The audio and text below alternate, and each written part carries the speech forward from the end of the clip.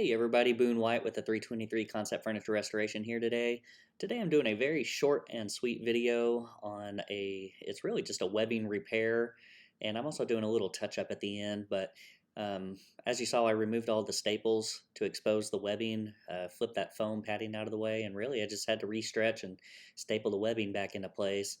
Um, this had caved in at some point, so hopefully if you have a chair like this helps you out. It's sort of a less common repair, but figured I would record it and show it regardless. And this is just sort of help cover that webbing so that the foam doesn't go through those little gaps.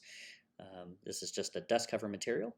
But as you see here in just a moment, we are going to do some touch-ups with some lacquer toner. It's made by Mohawk, and it's basically a color and a varnish all in one, where if you have just some fading areas, you can go in and touch it up. So in this case, I use a new maple reddish, which is a real popular color.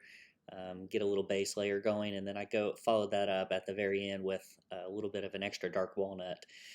Those two colors always work really well together.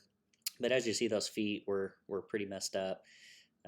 So clean it up. Then I use a little bit of the mixture of those two toners, and always yields some pretty good results when it comes to needing to do that. So um, anyways, that concludes our video for today. Hopefully y'all got a little bit of a value out of it. So I know it was short and sweet, but if y'all have any comments, please do comment below. We love to chat with everybody and hopefully answer your questions.